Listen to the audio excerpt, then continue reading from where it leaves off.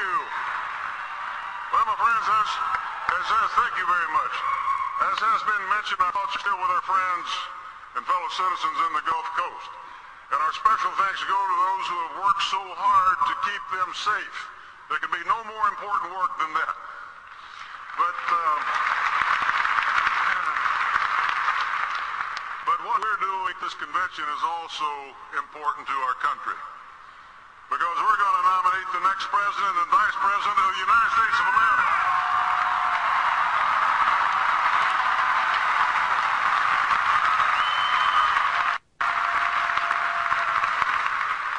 We do so while taking a different view of our country than that of the other party. Listening to them, you'd think that we were in the middle of a Great Depression, that we're down, disrespected, incapable of prevailing against challenges that face us. Now, we know that we have challenges, always have, always will. But we also know that we live in the freest, strongest, most generous, and prosperous nation in the history of the world, and we're thankful for that.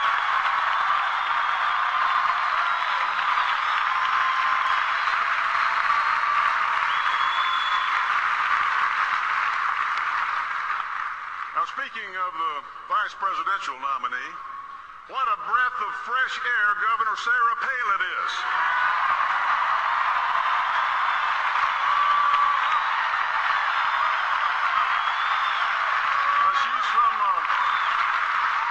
She's from a small town with small town values. But apparently, that's not good enough for some of the folks who are out there now attacking her and her family. Some Washington pundits and media big shots are in a frenzy over the selection of a woman who is actually governed rather than just talk the good game on the Sunday talk shows and hit the Washington cocktail circuit.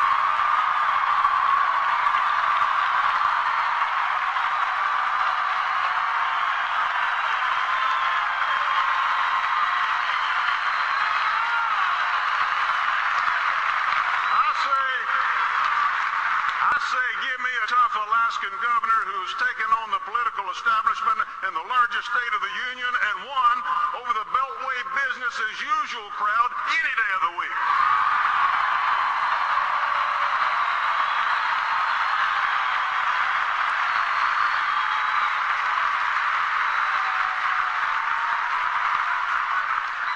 But it's pretty clear the selection of Governor Palin has got the other side and their friends in the media in a state of panic. And no wonder. She's a courageous, successful reformer who's not afraid to take on the establishment.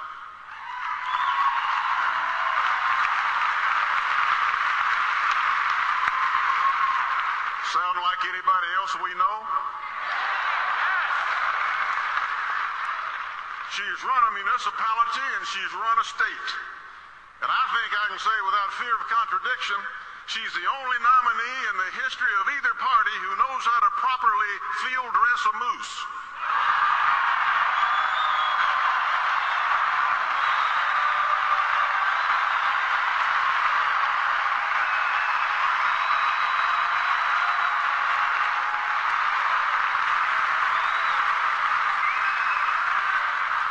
With the possible exception of Teddy Roosevelt. Okay. When she and John McCain get to Washington, they're not going to care how much the alligators get irritated.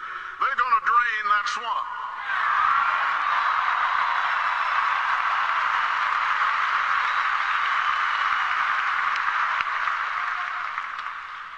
But tonight, my friends, I'd like to talk to you about the remarkable story of John McCain.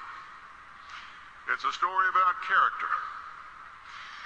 John McCain's character has been tested like no other presidential candidate in the history of this nation.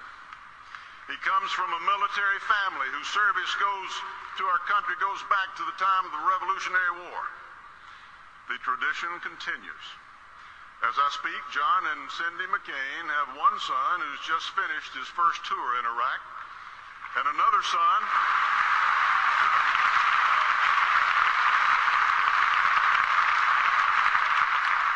going back for his second one on Christmas Day, I understand. And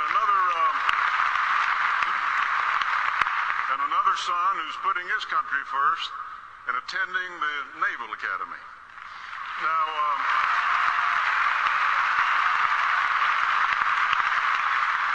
we have a number of the McCains in the audience tonight, and I just want you to, I understand they've been introduced, but I want you to understand how proud we are of you and how much we thank you for what you're doing for your country.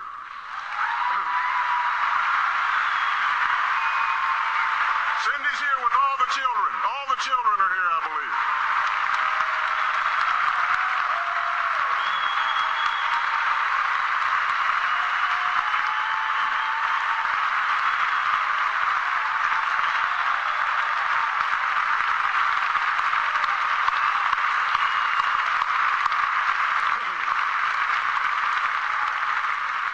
John is also here tonight is John's 96-year-old mother, Roberta. All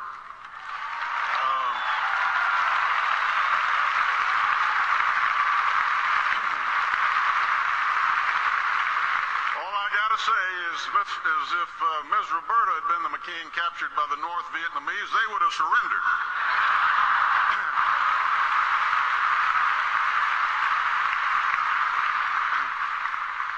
Now, John's father was a bit of a rebel, too. In his first 2 semesters at the Naval Academy, he managed to earn 333 demerits. Unfortunately, John later saw that as a record to be beaten. A rebellious mother and a rebellious father. I guess you can see where this is going. In high school and the Naval Academy, John earned a reputation as a troublemaker. But as John points out, he wasn't just a troublemaker. He was the leader of the troublemakers.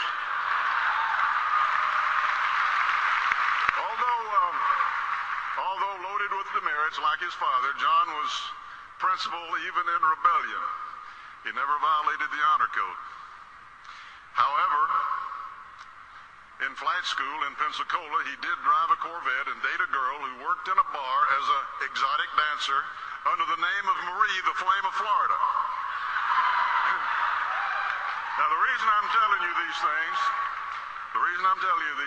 that apparently this mixture of rebellion and honor helped John McCain survive the next chapter in his life.